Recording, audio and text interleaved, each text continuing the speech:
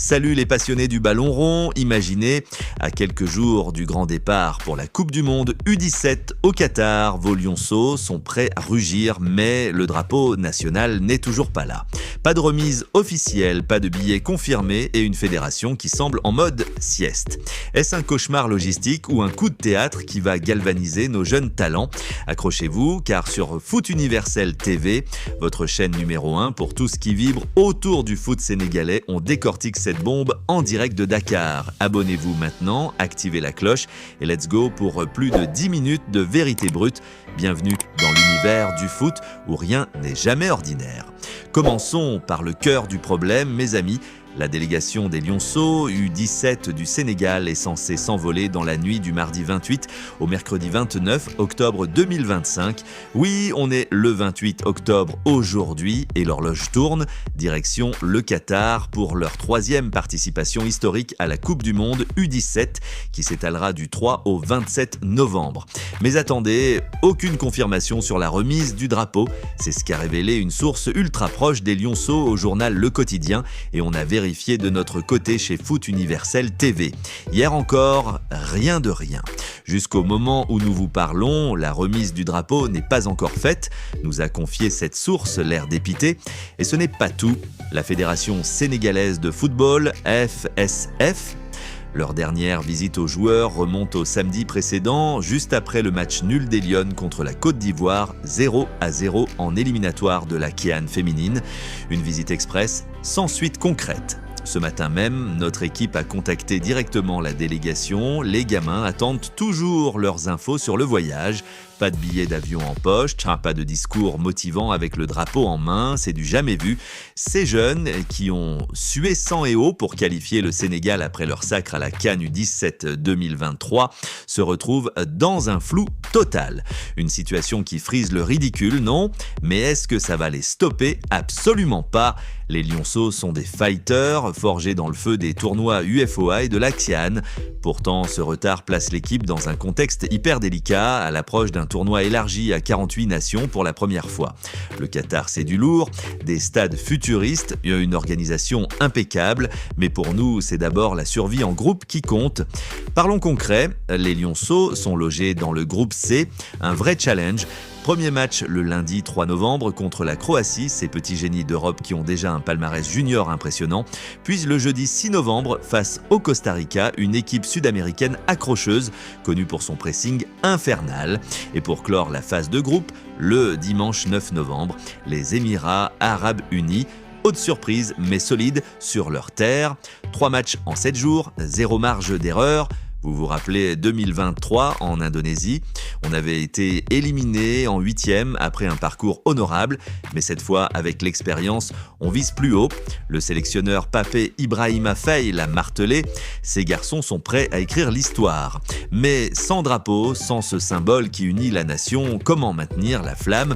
Remontons un peu dans le temps pour contextualiser, parce que chez Foot Universel TV, on adore les histoires qui inspirent.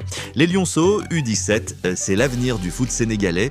Leur première participation à une Coupe du Monde U17, c'était en 2019 au Brésil, où ils ont créé la surprise en battant les Pays-Bas en poule avant de chuter en 8e face au Brésil.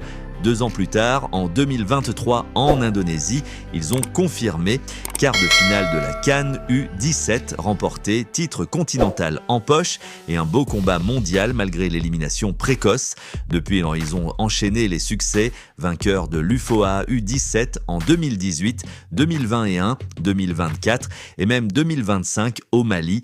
10 nations africaines qualifiées cette année, un record, et le Sénégal en fer de lance.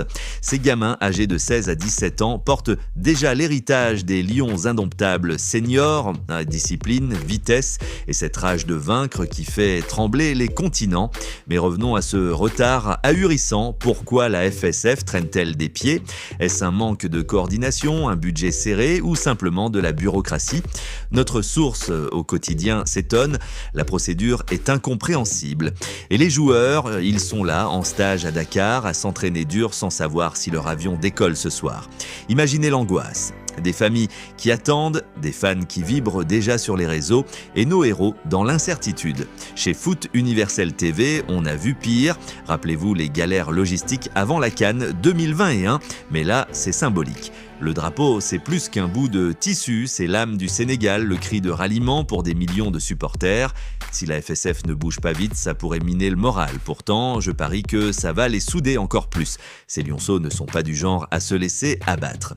Ils transformeront cette épreuve en carburant pour exploser sur le terrain qatari. Zoomons sur les stars de cette édition 2025 parce que l'effectif est du feu. D'après la liste officielle FIFA, le sélectionneur Pape Ibrahima Faye a convoqué 21 talismans prêts à en découdre. Au but, Biram Faye, ce mur impénétrable qui a sauvé les meubles lors de la CAN 2023 avec des arrêts réflexes dignes d'Edouard Mendy. À ses côtés, Vincent Gomis, un autre gardien prometteur, et Sidisso pour la rotation. En défense, regardez Amadou Diallo, capitaine charismatique au centre, avec sa lecture de jeu à la Kalidou Koulibaly, version junior. Flanc droit, Pape Matar Sarr. Non, attendez, c'est un homonyme, mais ce gamin de 16 ans dribble comme un démon. Milieu de terrain, Lamine Camara, buteur prolifique de la CAN U17, 5 buts en 7 matchs. Et Ibrahima Ndiaye, maître du tempo avec sa vision laser. Devant, les attaquants font saliver Mamadou Lamine Fofana, ailier fulgurant qui a marqué l'UFOA 2025 avec un triplé contre la Sierra Leone, et Abdoulaye Sow, ce renard des surfaces qui sent le but à 50 mètres, sans oublier les jokers comme Cher Diouf en relayeur box-to-box. Cet effectif, c'est un mélange explosif. 70% des joueurs issus de la génération CAN 2023, boostés par des recrues fraîches du tournoi UFOA au Mali en octobre. Stats à l'appui, en qualification, ils ont encaissé seulement 3 buts en 8 matchs et en ont planté 22. Contre la Croatie, ce sera physique. Face au Costa Rica, technique, et contre les endurance. Mais avec ses pépites, seul le Sénégal peut viser les 8e, voire plus. Et si le drapeau arrive in extremis, ce sera l'étincelle pour un exploit légendaire. Maintenant, analysons le tableau. Ce groupe C, c'est un piège à loups. La Croatie, vice-championne du monde senior en 2018, a une U17 redoutable avec des talents de l'Académie de Zagreb. Le Costa Rica, des guerriers costaricains habitués aux surprises mondiales. Et les Émirats arabes unis chez eux avec le soutien du public. Mais les lionceaux ont l'avantage africain. Vitesse, créativité et cette solidarité qui fait la différence. Si la FSF règle ça vite, et on l'espère tous, le voyage se fera sans heurts. Sinon, une mobilisation populaire, peut-être via les réseaux pour secouer les instances. Chez Foot Universel TV, on suit ça minute par minute.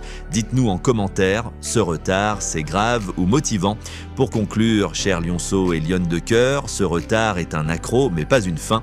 Vos garçons sont des champions en devenir et le Qatar les attend pour briller. Restez connectés sur Foot Universel TV pour les updates live, analyses exclusives et interviews dès l'arrivée au Qatar.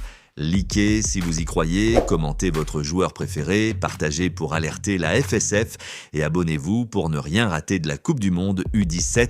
On est ensemble, on rugit ensemble. Allez le Sénégal, peace out et à la prochaine sur Foot Universel TV.